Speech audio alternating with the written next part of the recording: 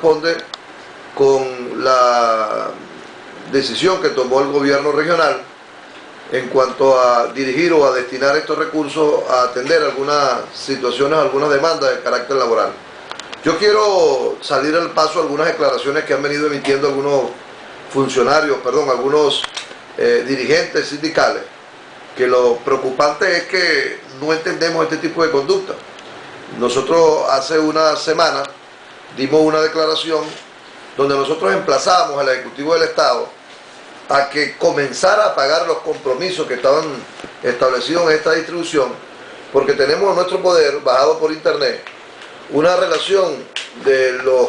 recursos que han ingresado a la Tesorería del Estado, y aquí claramente puede verse que el 14 de junio de este año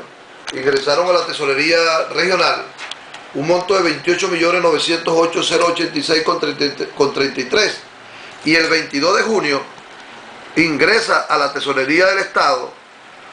un nuevo monto similar o idéntico al primero del día 14 de junio. De tal manera que a esta fecha creo entender que es posible que ya haya ingresado la tercera parte para completar el total de los 86 millones de que estoy hablando inicialmente. Si así no fuese, por lo menos el Ejecutivo ya tiene más del 50% de ese crédito. Estamos hablando de 57 millones de bolívares y no se justifica que el gobierno no haya pagado los compromisos que están contemplados en esa distribución. Por eso es que, ante esta declaración que dimos, y por supuesto, en la misma decíamos que como dirigentes sindicales, a partir del día 15, hoy, a partir del día de hoy, nosotros teníamos el derecho o la obligación de reclamar el pago del bono vacacional de los educadores del Estado y el pago del bono recreacional, porque en el contrato está establecido que es el 15 de julio cuando el patrono debe pagar este compromiso. Bueno, haber dicho eso bastó para que unos dirigentes sindicales regionales, fundamentalmente de los obreros del sector Cumaná y del sector Carúpano, salieran a la campaña de desprestigio, de descalificación contra mi persona y contra el magisterio, al tildarnos de guarimberos, de que nosotros no somos serios, el mismo discurso y el mismo lenguaje que viene desarrollando y viene manteniendo el gobernador del Estado. Ellos deberían estar al lado de los trabajadores, deberían más bien convocar a sus trabajadores para informarles qué pasó con ese crédito y en ese crédito en qué va a favorecer a los obreros que ellos dirigen. Por eso yo quiero aclarar ante la opinión pública que más bien deberían estar agradecidos, porque es bueno que la opinión pública, los obreros, los trabajadores, los empleados, los policías, sepan que esta distribución que se acaba de hacer y que culminó el día 28 del mes pasado, tiene su origen el día 31 de mayo,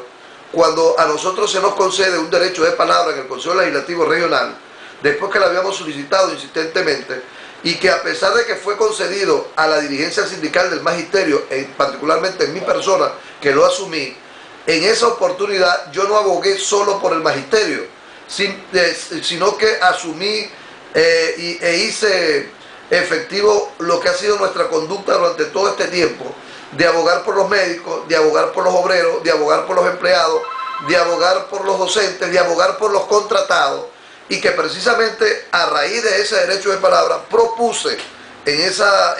oportunidad que se designara una comisión de parlamentarios regional, de legisladores, para que sirviera de mediadores con el Ejecutivo para que se instalara una mesa de diálogo y que en esa mesa de diálogo se planteara conjuntamente, consensuadamente con la dirigencia sindical la distribución de los 86 millones. Pues bien, eso dio su resultado, porque la propuesta fue aprobada por los legisladores por unanimidad. Se designó la comisión integrada por Johnny Patiño, César Rincones y Eden Cipazo, y esa comisión comenzó a hacer sus gestiones, que dio como resultado que nos reuniéramos el día 13 de junio, que nos reuniéramos con el gobernador el día 21 de junio, que nos reuniéramos con el gobernador el 27 de junio y que posteriormente nos reunimos con el gobernador el 28 de junio, cuya fecha culminó inicialmente esa mesa de diálogo con la distribución que posteriormente el Consejo Legislativo aprobó y que recoge ciertamente una propuesta que en el marco del documento que le consignamos el día 27, porque nosotros el 21 le dimos al gobernador cuando nos presentó una propuesta que fue la que originó inicialmente esta situación, porque sin nosotros solicitarlo, a uno de los sectores que le asignan recursos es el magisterio, por el orden de los 18 millones, y si fuéramos egoístas, si fuéramos excluyentes, esos 18 millones no lo hubiésemos aceptado, que se rebajara a 10 millones. Pero como nuestra propuesta era que ese crédito tenía que ser dirigido a todos los sectores laborales, nos complace que posteriormente el gobierno se enmarca dentro de una propuesta que hicimos que tiene que ver con la necesidad de que se disminuyeran deudas del año 2009. Por eso en la propuesta que definitivamente se presenta el día 28, se incluyen a todos los sectores y que precisamente eso da como producto que hoy, o a partir de ayer, el gobierno haya anunciado que le está pagando a los obreros de SUODE y a los obreros de SODE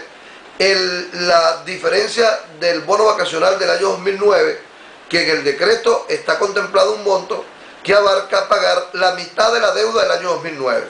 Eso mismo va a ser cancelado a los empleados,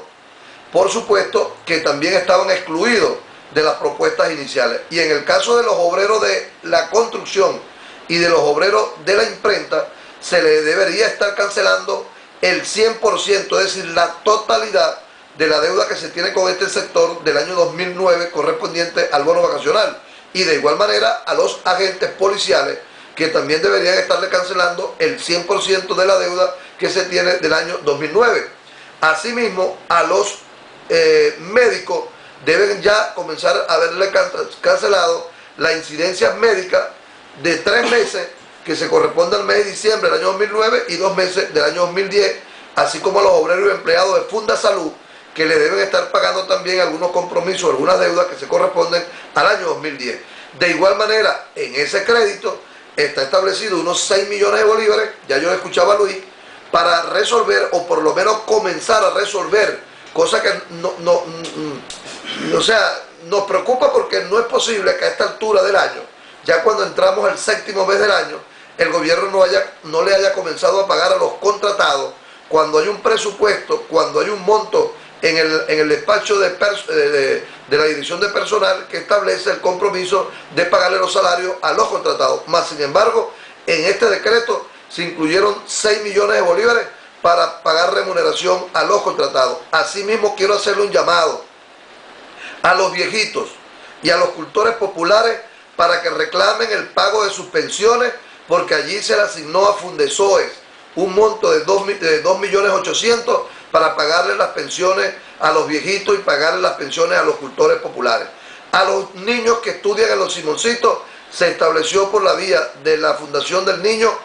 1 millón de bolívares para abordar lo que tiene que ver con el programa de alimentación. A los obreros, empleados que están jubilados, sabemos que el monto es irrisorio, que el monto no es suficiente. Habíamos propuesto 2 millones de bolívares que fuese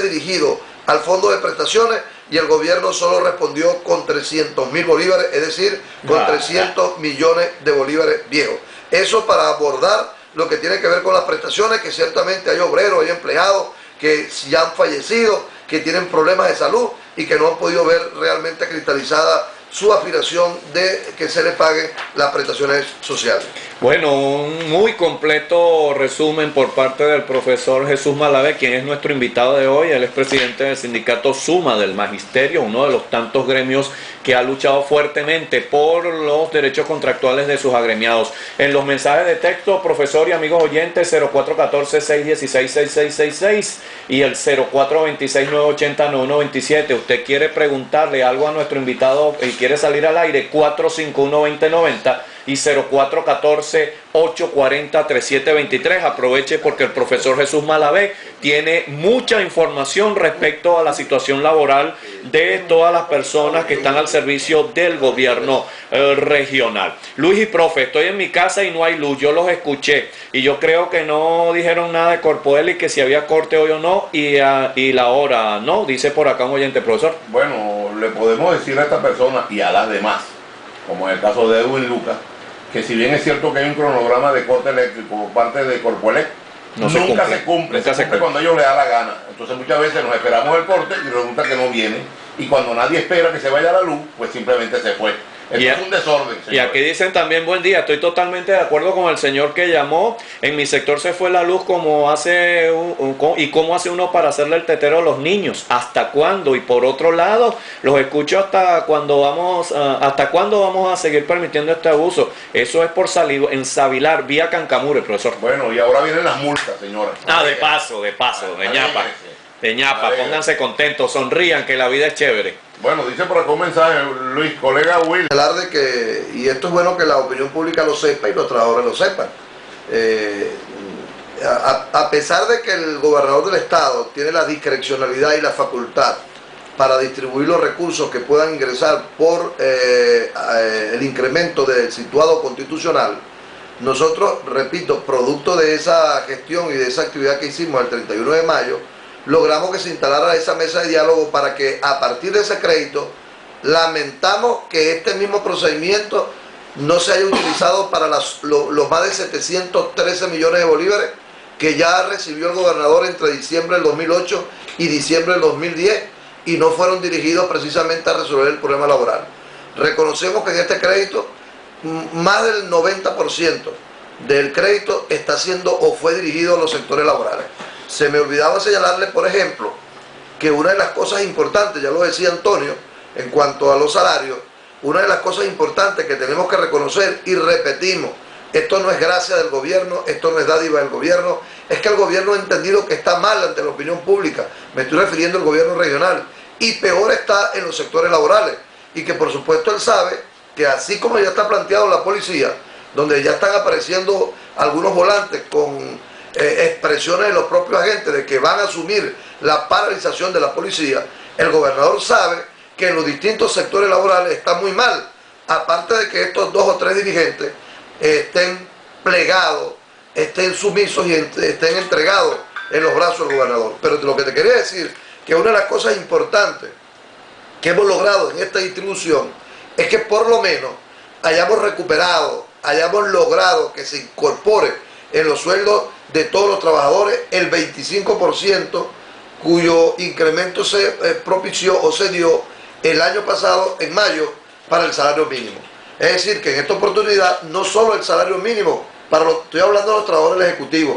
se va a incrementar, sino que todo el tabulador, toda la escala salarial de los trabajadores se incrementa a partir de esta quincena. Por cierto, alguien llama y dice que por qué pagan la deuda y no pagan la quincena. Lo que pasa es que las quincenas las pagan con los situados y mientras no ingresa el situado no pueden pagar la quincena. Ya dije que estos compromisos tienen que haberlos pagado porque ya hay 2 avances,